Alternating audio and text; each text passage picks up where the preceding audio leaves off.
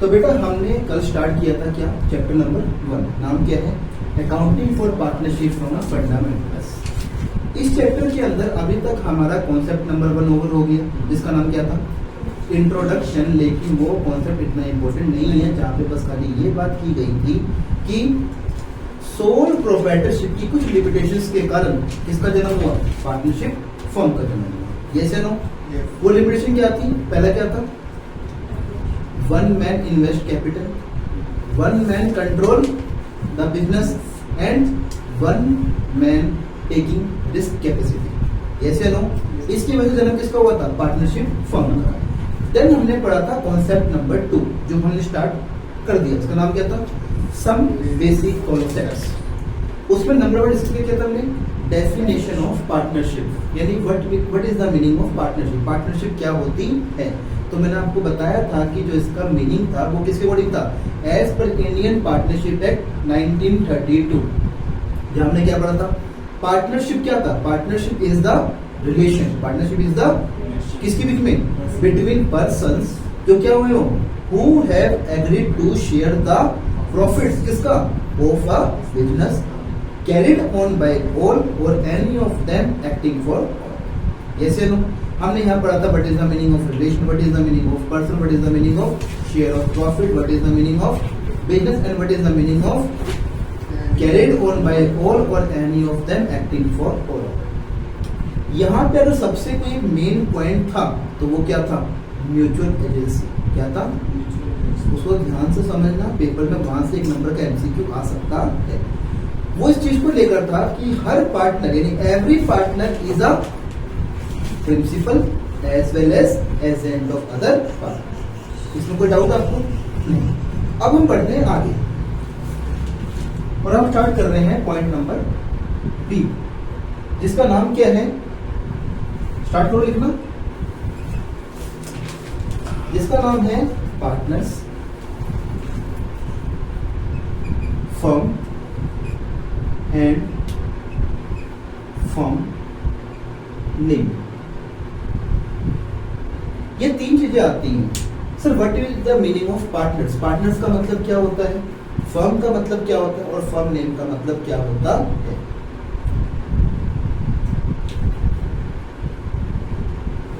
अब यहां ध्यान देना, अभी राइट डाउन मत करो, ओके। अगर मैं बोलता हूं कि 2 व्यक्ति, एक का नाम क्या है संदीप और एक का नाम क्या है दृष्टि, इन दोनों ने मिलके एक फर्म को ओपन करी और उसका नाम क्या है,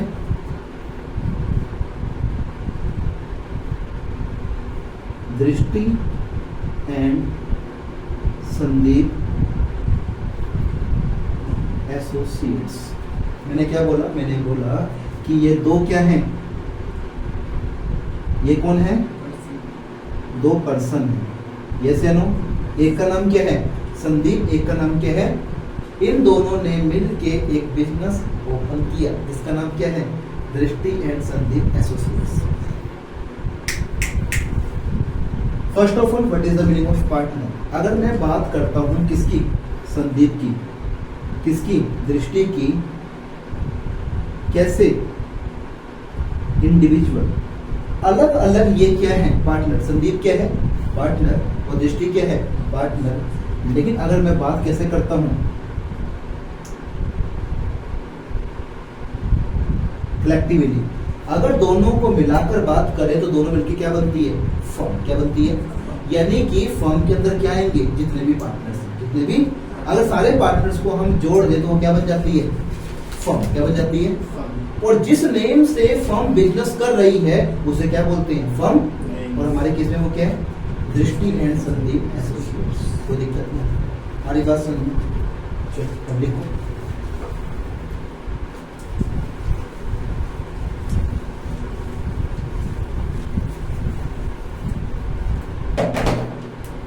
लिखना ब्लू पेन से, the persons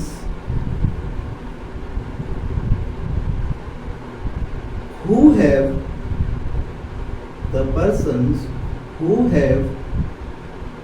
entered into a partnership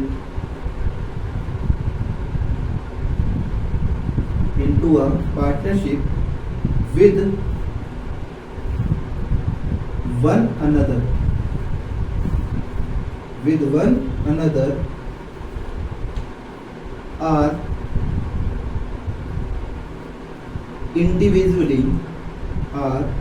individually called क्या आएगा? पार्टनर्स। क्या आएगा? है ना? हम कैसे बात करते हैं? इंडिविजुअली। And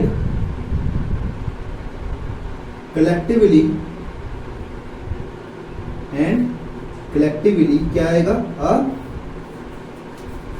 firm. यस या नो? आगे लिखो the name under which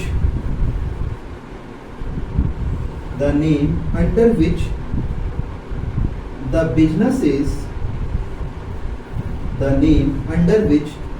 business is carried called क्या आएगा? Firm name. भाई बोल लो फर्म नेम,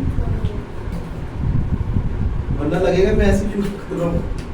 देखो भाई, यहां पे एक तो फर्म नेम आया था, सेकंड क्या था? पार्टनर, और थर्ड क्या था? फर्म। इसको ब्लैक से अंडरलाइन कर लेना। पर यहां ध्यान देना, मैंने कहा वो पर्सन जो कि एंटर्ड हुए किसके अंदर? पार्टनरशिप के अंदर विद वन अनदर। तो ये जो पर्सन है इनको इंडिविजुअली हम क्या बोलेंगे? पार्टनर्स। एंड कलेक्टिवली क्या बोलेंगे? फर्म्स। और जिस नेम से ये लोग बिजनेस कर रहे हैं उसे क्या बोलेंगे? फर्म।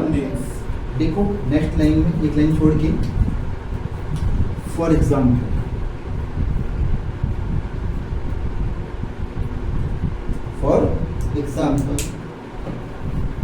एग्जाम्पल लिखना किससे? ब्लैक पेन से। लिखो संदीप एंड दृष्टि। Sandeep and Drishti are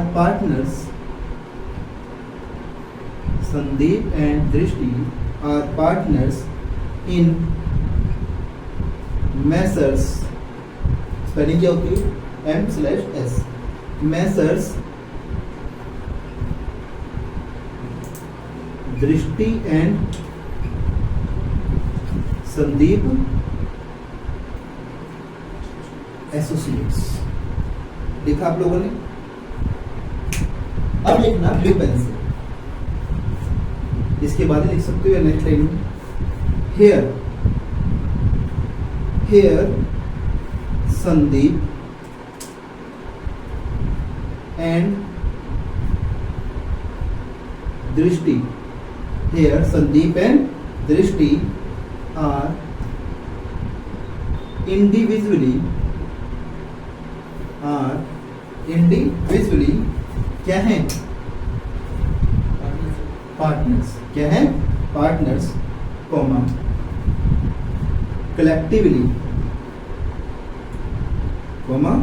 collectively क्या है? ये फर्म। कलेक्टिवली क्या है? एंड मेसर्स दृष्टि एंड संदीप एसोसिएट्स। दृष्टि एंड संदीप एसोसिएट्स वो क्या है? Is firm name.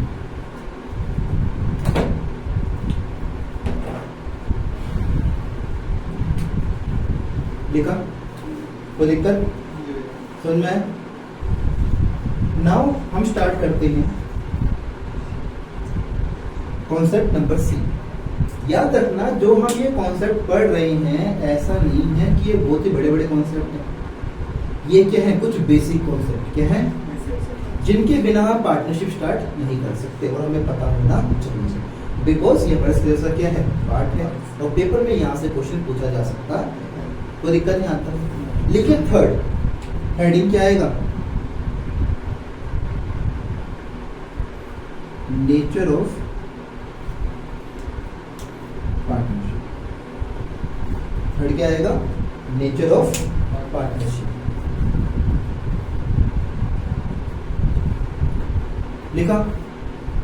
Nature of partnership क्या होता है जानते हो?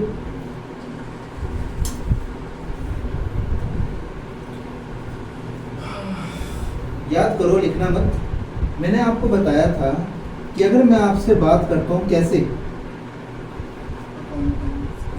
अकाउंटिंग, पीओवी मतलब क्या होता है, पॉइंट ऑफ व्यू।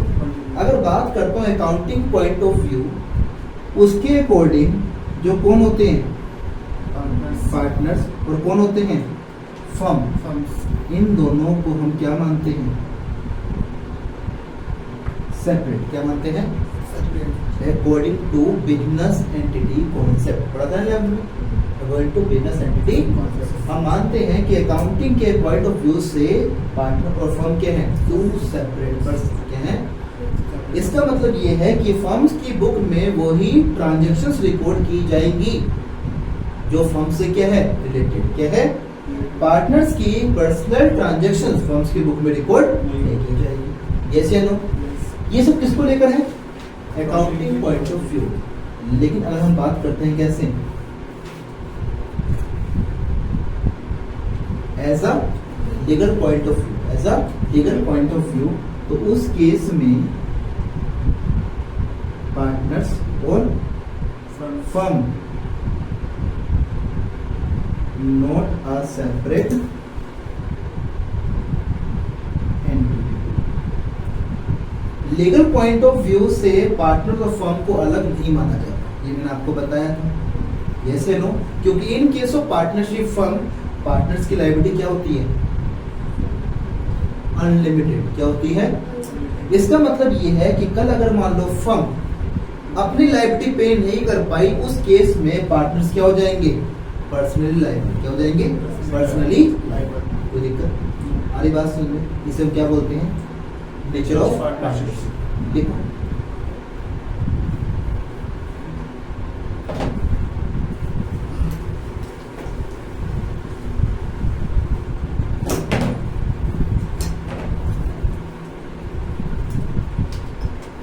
इसमें दो बातें होंगी। पहले किसके according, accounting point of view के अकॉर्डिंग, और दूसरा लीगल पॉइंट ऑफ व्यू। इस प्रकार लिखना कि दोनों में क्या बन जाए, डिफरेंस। क्या बन जाए? अब लोग कैसे लिखेंगे, शॉर्ट मतलब क्या?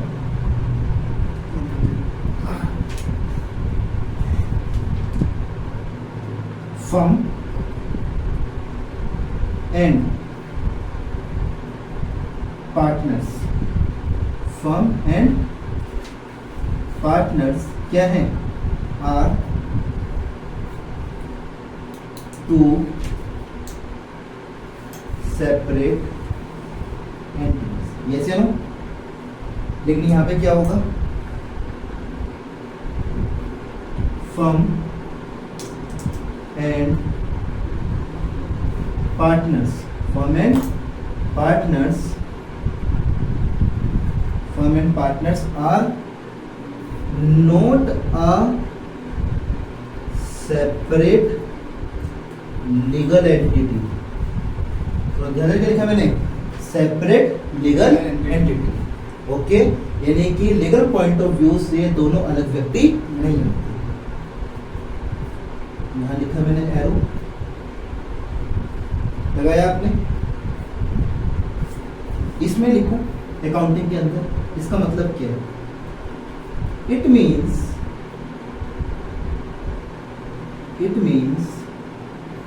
transactions are, it means transactions are recorded in the books of account.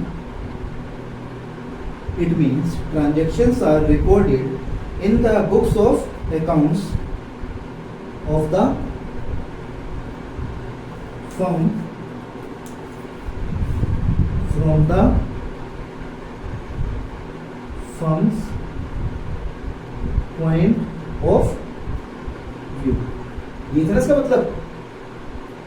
जबकि लीगल पॉइंट ऑफ व्यू में क्या आएगा, हो गया यहां तक, यहां पे आएगा it means if firm is unable, it means firm is unable to repay its liabilities। कहा था ना मैंने कि अगर फर्म क्या है, unable to pay its liabilities, then personal assets किसकी, ऑफ द पार्टनर्स, बेटा of the partners are used to repay firm's dates.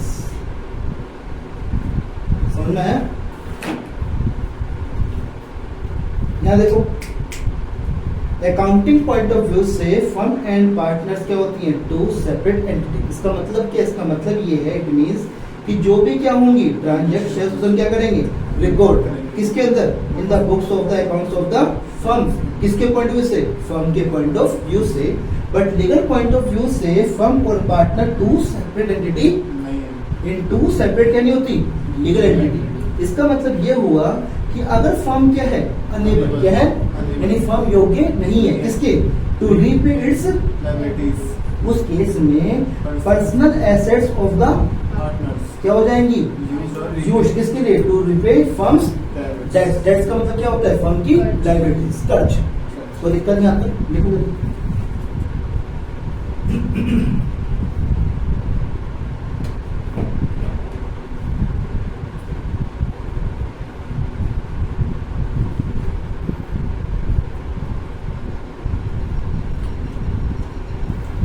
तो हमने कॉन्सेप्ट नंबर 2 नाम क्या था, सम बेसिक कॉन्सेप्ट्स, उसमें कितने पढ़ लिए, 3। A definition of partnership, B partners firm and firm name, और सी नेचर ऑफ पार्टनरशिप। अब जो है वो लास्ट है, जिसके बारे में हमने कहां पढ़ा था, क्लास 11 बिजनेस के अंदर। उस भाई का नाम क्या है,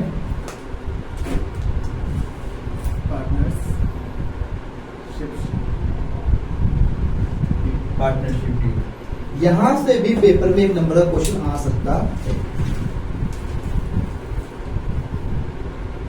हल्की सी स्पीड मेंटेन करो ना बेटा।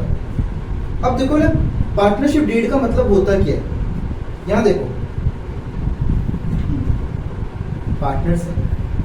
अब भाई पार्टनर्स फ्यूचर में पता नहीं साथ मिलकर कितने क्या करेंगे, ट्रांजेक्शन्स करेंगे। तो उनको लेकर फ्यूचर्स में बहुत सारे क्या हो सकते हैं, मैटर्स, बहुत सारे मैटर्स होंगे नहीं होंगे। जैसे कि मान लो फॉर एग्जाम्पल, एक पार्टनर कौन थी, दृष्टि और एक संदीप।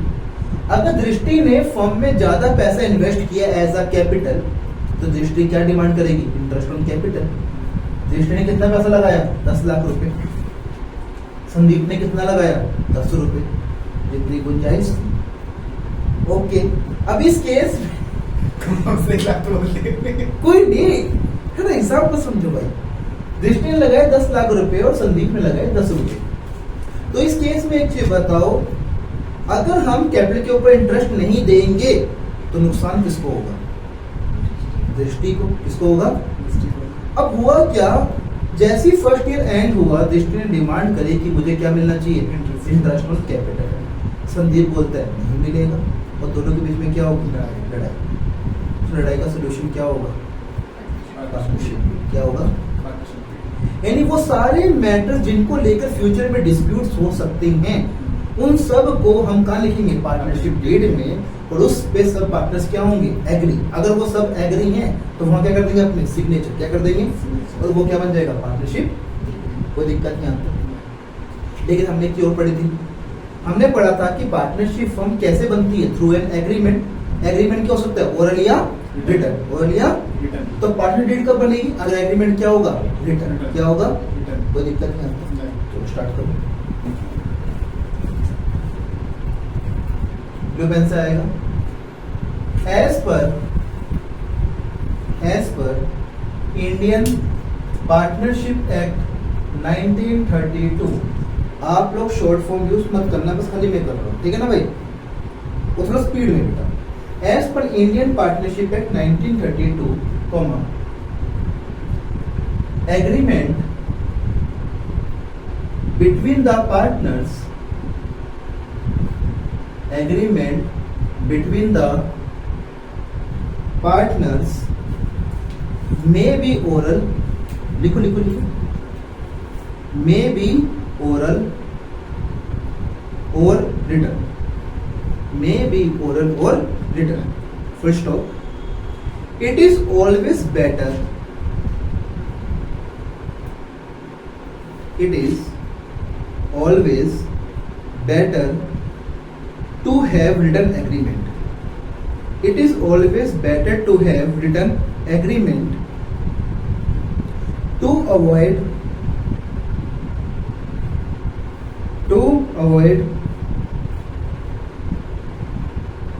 any future dispute। लिखा है यहां तक, तो क्या लिखवाया मैंने, As per Indian Partnership Act 1932, agreement between the partners may be oral or written. First off, it is always better to have written agreement to avoid any future disputes. First off, आगे लिखिए, the written agreement, comma, known as the written agreement, comma, known as partnership deed, the written agreement, comma, known as partnership deed, details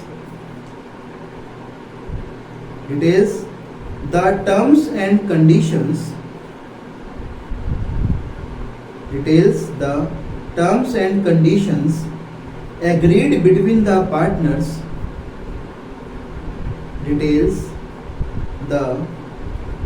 terms and conditions agreed between the partners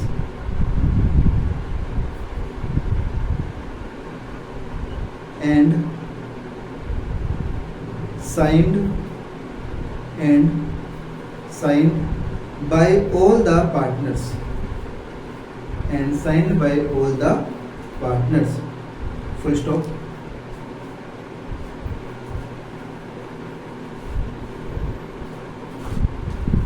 लिखा, अब देखो line छोड़ के, the partnership deed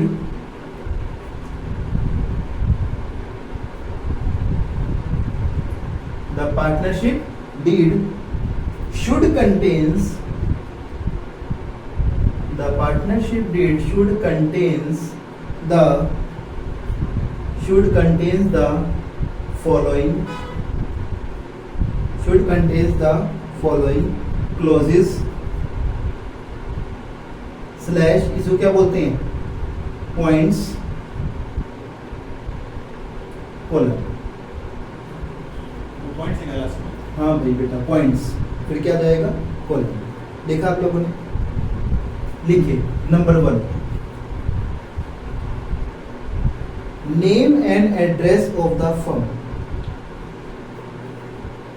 name and address of the firm, Sandeep थोड़ा speed, name and address of the firm, देखिए second, name and address of the partners, name and address of the partners, third, principal place of the firm, principal place of the firm,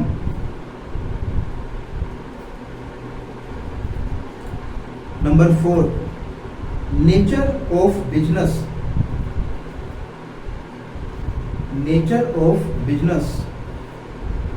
लिखा। Point number 5, date of commencement of partnership, date of commencement, CONNENCEMENT,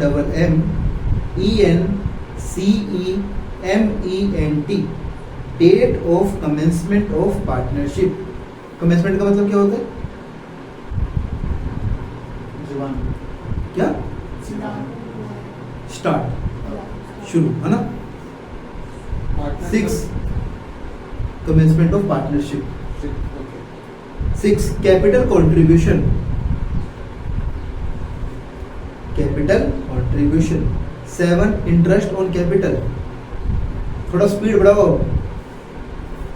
7, interest on capital. 8, interest on drawings, interest on drawings. 9, profit sharing ratio, profit sharing ratio, comma etcetera. अब मैंने क्या लिखवाया आपको? ये मैंने आपको ये बताया, कितने पॉइंट बताए आपको? 1 to 9 पॉइंट्स। कितने ही हो सकते हैं? नहीं, बहुत सारे पॉइंट्स हो सकते हैं। हमने बनाई पार्टनरशिप डीड। सबसे पहले क्या होगा उसके अंदर? फर्म का नाम क्या है, फर्म का एड्रेस क्या है, वो लिखा होना चाहिए। उसमें क्या लिखा होगा? पार्टनर्स का नाम, पार्टनर्स का एड्रेस लिखा होगा उसके अंदर। फिर क्या लिखा होगा? Principal place of the business. इसका मतलब क्या होता है? प्रिंसिपल की स्पेलिंग क्या लिखी आपने? PRINCIPAL,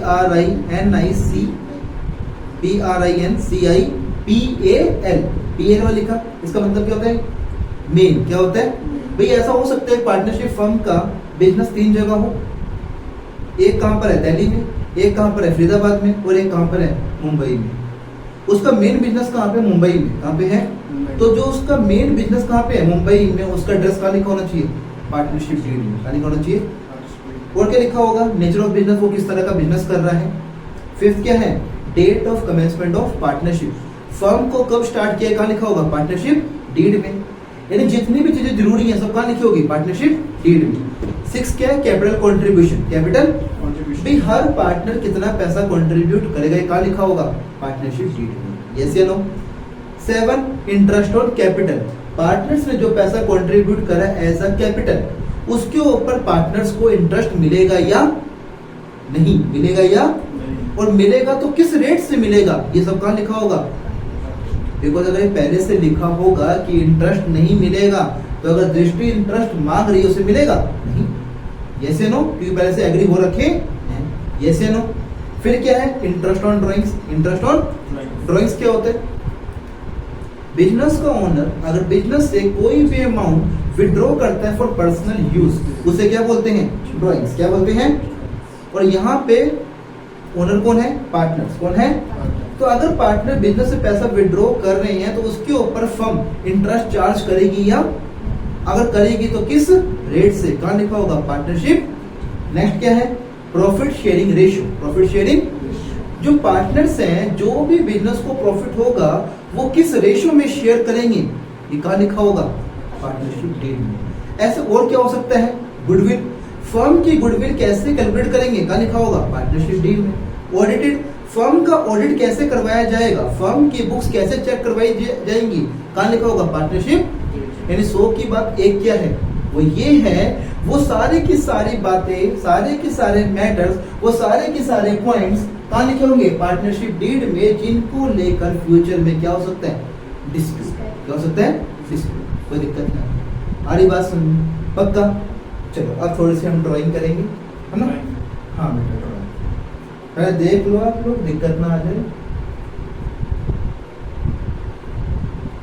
ये क्या है?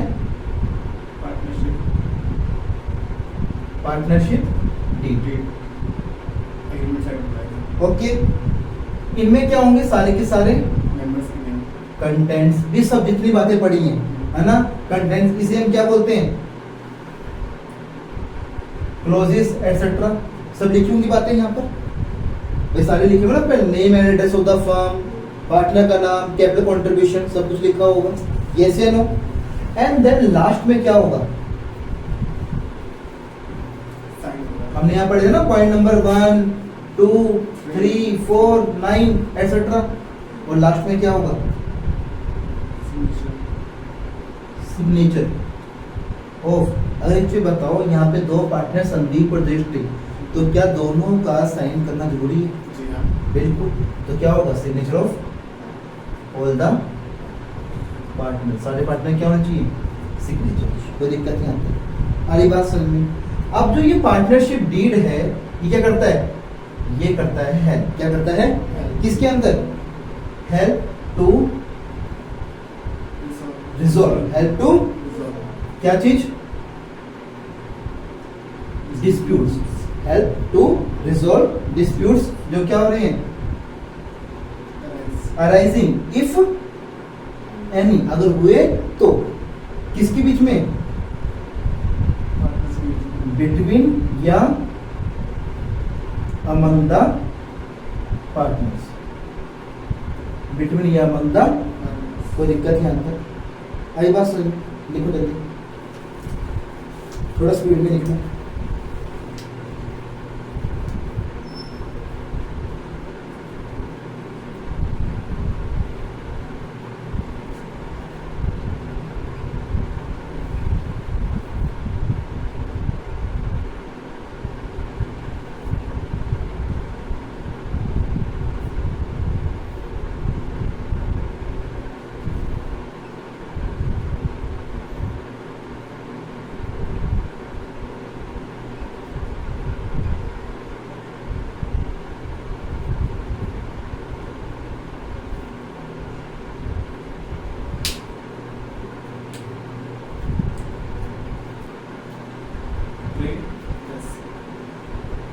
अपने बॉक्स को बंद क्यों कर दिया, आपको पता तो नहीं आएगा,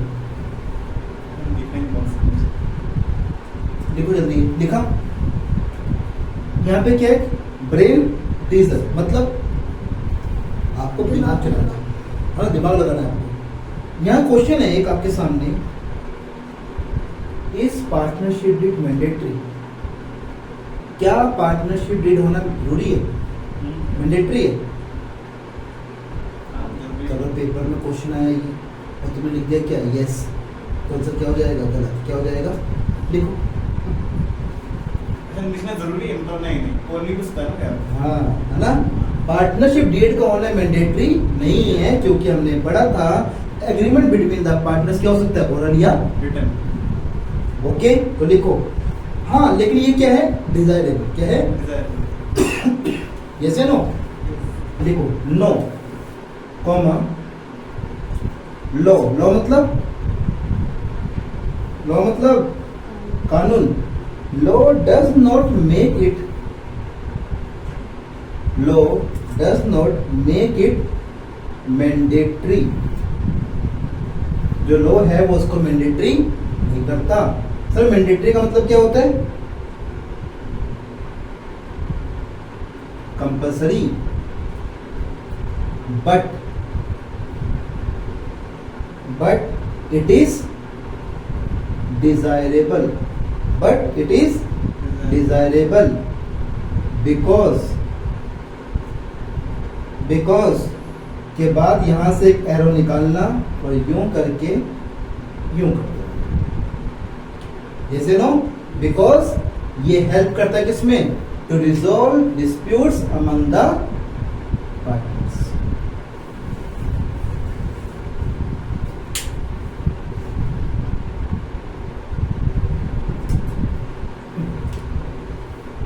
डन, कोई दिक्कत?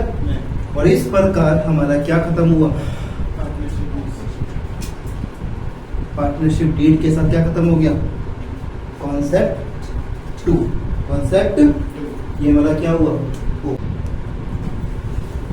तो हमारे इस प्रकार दो कॉन्सेप्ट खत्म हो गए, कॉन्सेप्ट नंबर 1, कॉन्सेप्ट नंबर 2। 1 क्या था, इंट्रोडक्शन, जो किसी काम का नहीं है, और 2 का नाम क्या था, सम बेसिक कॉन्सेप्ट, जिसका नाम पड़े 4 कॉन्सेप्ट। पहला definition of partnership, second partners, firm and firm name, third nature of partnership and fourth partnership deed. कोई दिक्कत नहीं आपको? कोई डाउट आप लोगों का? हाँ मेरा डाउट है, क्वेश्चन दे यार। पूछिए पूछिए। मेरा क्वेश्चन ये है कि मान लीजिए मैंने आपने मिलकर बिजनेस स्टार्ट किया है, हमारा बिजनेस अच्छा खासा रन कर रहा है और मतलब हम लोग साल का मिनिमम 10 लाख पे अर्न कर रहे हैं। तो मैं ये कह रहा हूँ कि हम लोग जो हमारा प्रॉफिट हो रहा है हम 1:1 में डिवाइड कर ले रहे हैं आपस में। तो मैं एक पार्टनर को अपने बिजनेस में ले सकता हूँ और मैं आपसे ये कह रहा हूँ कि जो आप हमारा प्रॉफिट हो रहा है 50% आप ले रहे हो, 50% मेरे पास आ रहा है। जो पार्टनर नया आ रहा है वो मेरा दोस्त है एक, तो मैं उसे अपने हिस्से में यानी कि 25% मैं लूँगा, 25% मैं उसको दूंगा। पर आप रीजन ये कह रहे हो कि मैं उसको अंदर लेना नहीं चाहता, मतलब अपने बिजनेस में आप उसे इन्वॉल्व करना नहीं चाहते हो। तो मैं आपको इतने सारे मतलब ऑफर दे रहा हूँ, उसके बाद क्या आप यस करेंगे या नो करेंगे? अब यस करेंगे या नो करेंगे तो डिपेंड करता है कि वो व्यक्ति कैसा है, उसके जो स्किल्स हैं मतलब बिजनेस की बहुत यूजफुल है। अगर सब कुछ सही है तो उसको हम एडमिट करेंगे, है ना। और अल्टीमेट नुकसान उसमें किसको है? आपको। हम पढ़ेंगे आगे जाके कि अगर एक नए पार्टनर को एडमिट करते हैं, आगे चैप्टर आएगा कि इसका नाम क्या होगा? Admission of a partner. क्या होगा? जब एक नए पार्टनर को फॉर्म में एडमिट करते हैं तो उस केस में ऐसा हो सकता है, जैसा कि आपने कहा कि आप और मैं, हम दो पार्टनर हैं, तो उस केस में मैं अपने शेयर में से कुछ भी सैक्रिफाइस नहीं कर रहा। कौन कर रहे हो? मैं कर रहा हूँ। तो ऐसा हो सकता है, बट इसके ऊपर एक कंडीशन है, और वो कंडीशन क्या है वो हम पढ़ेंगे कॉन्सेप्ट नंबर 3 में। ठीक, लिखो।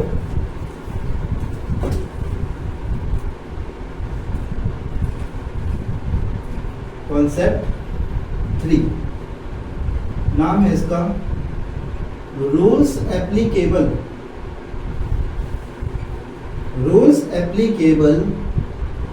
in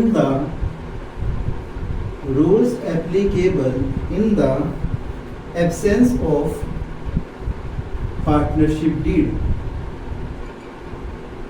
Rules applicable in the absence of partnership deed. लिखा। और इसके ऊपर लगाओ वेरी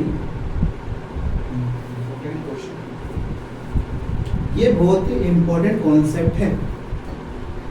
हम बहुत बार जो यहाँ पढ़ने जा रहे हैं उसमें गलतियां कर देते, तो ध्यान से समझिए। मैंने क्या बोला? Rules applicable in the absence of partnership deed. इसका मतलब क्या है? इसका मतलब है ऐसा हो सकता है किसी मैटर को लेकर, किसी पॉइंट को लेकर हमने पहले बात नहीं करी, वो डीड में नहीं है, ऐसा नहीं हो सकता? हो सकता नहीं हो सकता?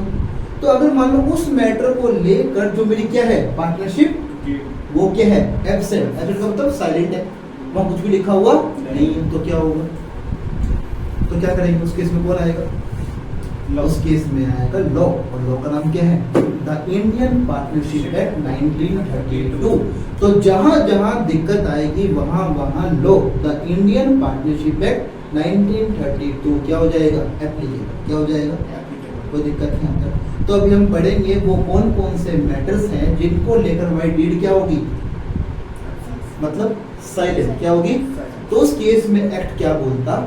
कोई दिक्कत नहीं आता। देखो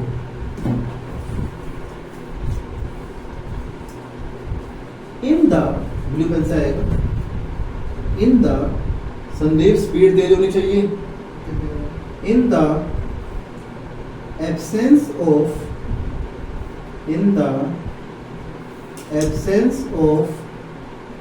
partnership deed, in the absence of partnership deed or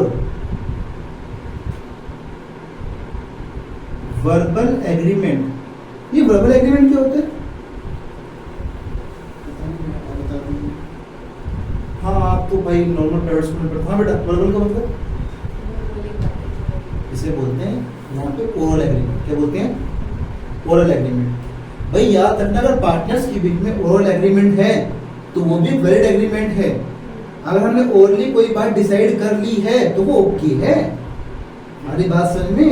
बस दिक्कत ये है कि बाद में फ्यूचर में बंदा मुकर सकता है, तो मेनली कहाँ पे जाते हैं? पार्टनरशिप डीड पे। कोई दिक्कत नहीं आता। हमारी बात समझ में? तो वर्बल का मतलब क्या होता है?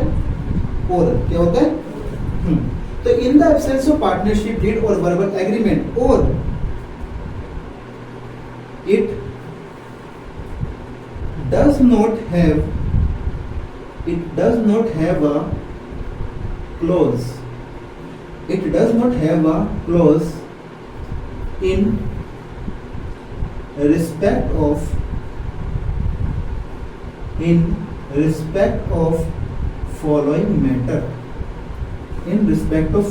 matters, comma, the provisions slash rules किसके? of the Indian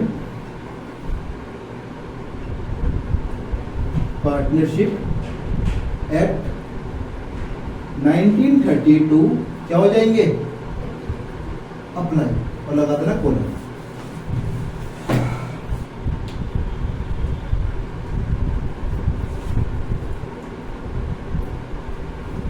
क्या बात है, लिख लिया? तो मैंने क्या बोला कि अगर पार्टनरशिप डीड क्या है? डीड बनाई ही नहीं। अगर वर्बल एग्रीमेंट क्या है? यानी वो एग्रीमेंट है ही नहीं, एग्रीमेंट ही नहीं किया हमने, या it does not have a close, agreement तो कर रखे हैं लेकिन उसमें क्या नहीं है कोई क्लोज, किसके रिगार्डिंग? फॉलोइंग मैटर, जो मैटर पढ़ने जा रहे हैं उनके बारे में वहां पे कुछ भी लिखा हुआ नहीं है। तो उस केस में प्रोविजंस या रूल्स किसके? ऑफ इंडियन पार्टनरशिप एक्ट 1932 क्या हो जाएंगे? अप्लाई। क्या हो जाएंगे? ओके। अब एक काम करना,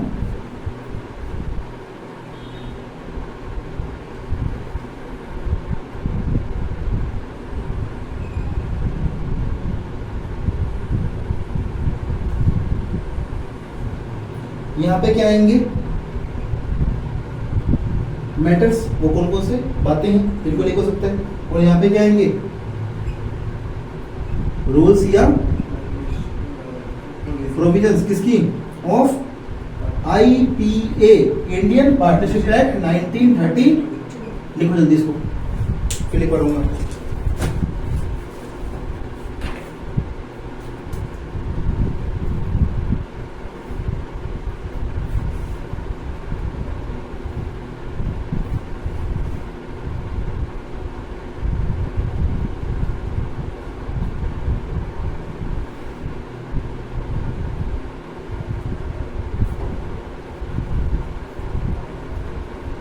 बेटा जब मैं ये वीडियो ऑनलाइन डालूंगा YouTube पे तो आप भी अपने डाउट्स कमेंट सेक्शन में पूछ सकते हो, है ना? तो ऐसा मत सोचना कि मैं आपको इग्नोर कर रहा हूं।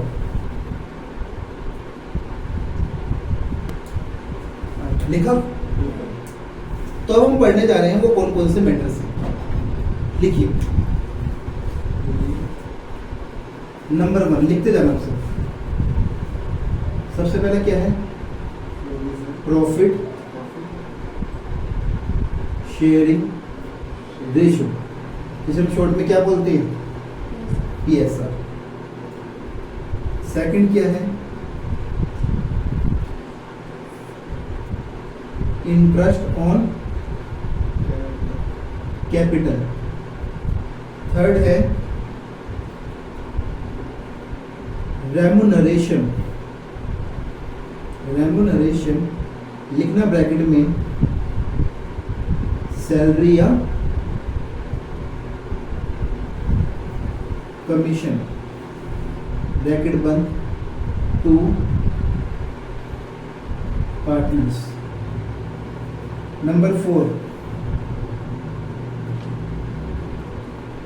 Interest on drawings, interest on drawings. Number 5 interest on loan या advance by a partner, by a partner.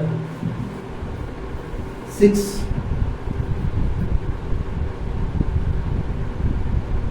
Admission of a partner.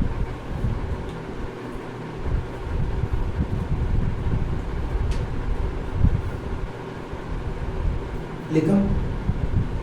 ये 6 मैटर्स हैं, मैटर्स तो बहुत सारे हैं, लेकिन हमारे जो काम किए हैं वो ये 6 मैटर हैं। फर्स्ट मैटर क्या है? Profit sharing ratio. इसके बारे में डीड में कुछ भी लिखा हुआ नहीं, या डीड है ही नहीं मान लो। तो अगर मान लो पीएसआर नहीं बताए कि सारे के सारे पार्टनर्स किस रेशियो में, किस प्रॉफिट शेयर करेंगे, तो एक्ट क्या बोलते हैं? लड़ो मत,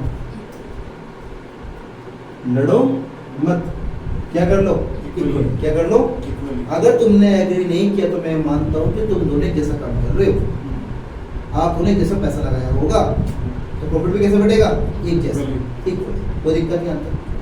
second, interest on capital. Interest on capital, capital के ऊपर पार्टनर्स को इंटरेस्ट अलाउ किया जाएगा या नहीं, इसके बारे में डीड क्या है? मतलब साइड क्या है? तो एक्ट क्या बोलते हैं? 6% दिया है।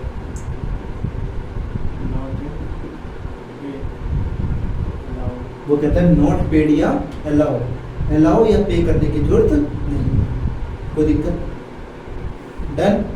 सुन में मैंने क्या बोला? मैंने ये बोला कि आपने एग्रीमेंट नहीं करा भाई, तो उस केस में मार्केट के अंदर जो कितने पार्टनरशिप फर्म है वहां पे कौन एप्लीकेबल होगा? आईपी 982। तो ये बोलता है कि इस केस में क्या होगा? नॉट पेड या नॉट, है ना? भैया मैंने तो अपना मतलब 2 पार्टनर्स थे, मैंने उसने सेम रेशियो में अपना मतलब अमाउंट इन्वेस्ट किया था। अब मैं अलग से अमाउंट इन्वेस्ट करूँ बिजनेस के अंदर तो मैं तो इंटरेस्ट लूंगा ना भाई। इंटरेस्ट लेने के लिए एग्रीमेंट करो ना बैठ के, फिर पहले आपने एग्रीमेंट में बात क्यों नहीं लिखवाई? अच्छा समझ गया, ठीक है ना? जब हमने पार्टनरशिप डीड बनाई थी उस केस में आपने इस पॉइंट को इग्नोर क्यों किया था? अब आपने इग्नोर कर दिया, इग्नोर कर दिया, तो फिर कौन आएगा? Indian partnership act. और ये क्या बोलता है? अब तुम शांत हो जाओ, एक काम करो, क्या होगा? Not paid.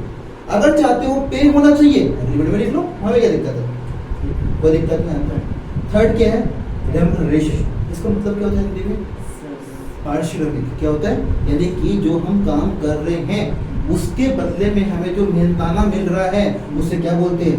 रेम्युनरेशन। और वो 2 फॉर्म में होता है, या तो सैलरी या कमीशन। यानी पार्टनर्स जो एफर्ट्स मार रहे हैं, मान लो कोई पार्टनर बहुत ही वर्किंग पार्टनर है, बहुत सही तरह काम कर रहा है, दिन रात मेहनत कर रहा है, तो वो क्या मांगेगा? सैलरी। मान लो कोई पार्टनर फर्म की सेल को इंक्रीज करने में हेल्प कर रहा है, तो वो क्या डिमांड करेगा? कमीशन। ऐसे नो, लेकिन इसको लेके आपने कुछ लिख रहे हैं डीड में, एग्रीमेंट ही नहीं है तो आपका, जैसे नो, तो उस केस में कौन आ जाएगा? Indian partnership act. तो वो क्या बोलते हैं? लड़ो मत, नॉट पेड या किसी को कुछ भी नहीं मिलेगा। हरी बात सर में, कोई दिक्कत?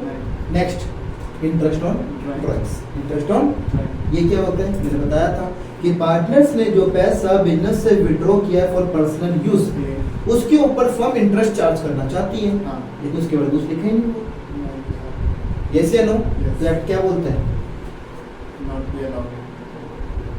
बेटे यहाँ देते नहीं, लेते हैं, तो क्या आएगा? Not charge. क्या आएगा? यहाँ पे चार्ज नहीं किया जाएगा, कोई दिक्कत नहीं। डन। अब आया एक पॉइंट यहाँ पे, इंटरेस्ट ऑन लोन या एडवांस बाय अ पार्टनर। ऐसा हो सकता है कि किसी पार्टनर ने फर्म को क्या दिया हो? लोन। तो ध्यान रखना, 2 चीज आ रही हैं। एक तो पार्टनर ने पैसा इन्वेस्ट किया एज अ कैपिटल, वो अलग होता है, ओके। और दूसरा उसने कैपिटल दी, उसने पैसा दिया है एज अ लोन या एडवांस। लोन या अब पॉइंट ये है कि वो कह रहा है कि अगर मैं लोन फर्म को नहीं देता, किसी बाहर वाले को देता, मुझे बदले में क्या मिलता है? इंटरेस्ट। क्या मिलता? तो अगर यहाँ पर भी सेम यही वाली बात बोल देंगे तो कभी भी फर्म किसी पार्टी से लोन ले ही नहीं पाएगी, और उसको जरूरत है तो यस या नो? तो उस केस में बोला कि अगर एग्रीमेंट में इसके बारे में कुछ भी लिखा हुआ नहीं है तो कोई दिक्कत नहीं है, कोई दिक्कत पे कर दो या अलाउ कर दो। लिंक किस रेट से? 6% पर एनम। थोड़ा पर एनम ध्यान रखना, ये एनुअली है, क्या है? यानी कि सालाना 6% पर एनम इंटरेस्ट अलाउ किया जाए, कोई दिक्कत? डन। मैं फिर कह रहा हूँ ये बातें एग्रीमेंट में नहीं लिखी तो ऐसा हो रहा है। डन। अब लास्ट पॉइंट आपका, एडमिशन ऑफ पार्टनर। एक नए पार्टनर को फर्म में एडमिट करना चाहते हैं, उसको लेकर संदीप तो एग्री है, लेकिन आपके योगेश सर एग्री, तो क्या वो एडमिट हो जाएगा? नहीं। ये फॉर्म खाली आपकी थोड़ी है, मेरी भी है। तो अगर कोई नया पार्टनर फॉर्म में आना चाहता है तो हम दोनों का एग्री होना क्या है, जरूरी। तो लिखो can not be admitted, can not B, लिखो भैया, can not be admitted unless all the partners, जैसे आपने बताया, अनलेस ऑल द पार्टनर्स क्या, जैसे आपने बताया था पार्टनरशिप में कि मिनिमम 2 मैक्सिमम 50। मान लीजिए कि 48 जो पार्टनर सब कह रहे हैं हाँ हम लोग एग्री है, बट 1% पार्टनर कह रहा है कि हम एग्री नहीं है, तो क्या इसमें अलाउ होगा कि नहीं होगा? एक चीज बताओ, ऑल का मतलब क्या होता है, बस ये बताओ। मैंने पढ़ाई नीचे ना आती है। तभी कहते हैं सबसे पहले हमें पढ़ना चाहिए। यहाँ लिखवाया है कि can not be admitted, admit नहीं करेंगे अनलेस, जब तक कि all the partners agree to, सारे पार्टनर एग्री ना हो जाए, कोई दिक्कत ना आता। आ रही बात समझ में? अब आपकी फर्म में पार्टनर 2 हैं या 20 हैं, सबका एग्री होना क्या है, कंपल्सरी, कोई दिक्कत ना। आ रही बात समझ में? इस प्रकार हमारा ये कॉन्सेप्ट क्या हुआ, ओवर। इसके बाद आप लिखिए एक लाइन,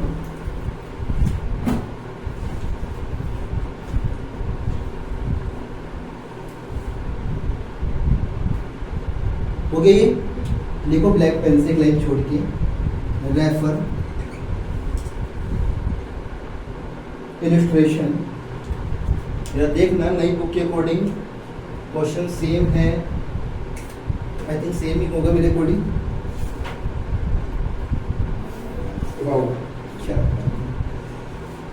देख लो ऑनलाइन वालों, बुक से नए बच्चे।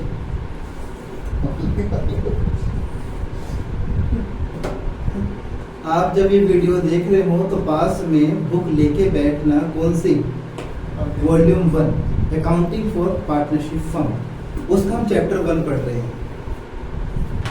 तो ऐसा हो सकता है बेटा पेज नंबर पे दिक्कत है, क्वेश्चन नंबर क्या है, सी, क्या है, सी। तो लिखो, पेज नंबर छोड़ दियो ना, वहां पे घर जाके देख लियो। Refer illustration 1 on page number 1.5 and illustration 2 on page number 1.6।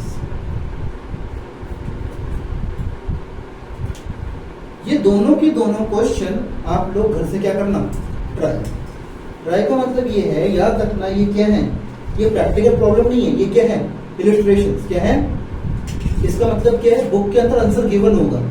तो ये नहीं है घर जाके क्वेश्चन खोला, उसको पढ़ा, समझ में नहीं आया, आंसर देख लिया, नहीं। क्वेश्चन पढ़ के समझ में नहीं आया तो जिस वर्ड का मीनिंग समझ में नहीं आ रहा है, कहाँ जाना, गूगल देवता के पास, वहां सर्च करना और उसका मीनिंग लिखना। तब भी बस की नहीं हो रही है तो कहाँ जाना है, एक ऐप है, नाम है गूगल ट्रांसलेट, उस पर फोटो खींच लेना, तुम्हें जिस लैंग्वेज उसमें आ जाएगा, भोजपुरी जो भी है सब आ जाएगा उसके अंदर, उसमें कर देगा ट्रांसलेट वो। उसको समझने के बाद फिर आपको नोट्स रेफर करके उस तरह से खुद ड्राफ्ट करना है। और जब पूरा क्वेश्चन आप कर लो रफ नोटबुक के अंदर, यानी प्रैक्टिस नोटबुक के अंदर, फिर क्या करना, आंसर चेक करना, आंसर से कि जो मैंने लिखा और जो बुक में आंसर है वो सही है या, देयरफॉर मैं क्या करवा रहा हूँ, इलस्ट्रेशंस। बाकी ये क्वेश्चन हम अपने नेक्स्ट क्लास में डिस्कस करेंगे। इस प्रकार हमारा आज का कॉन्सेप्ट क्या हुआ, ओवर। तो हमारे कितने खत्म हो गए, 3 कॉन्सेप्ट।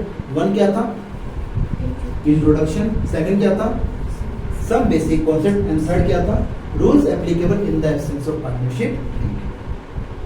ओके, तो आपको वीडियो अगर अच्छी लगी हो तो लाइक, कमेंट, शेयर करना ना भूलिए। राधे राधे।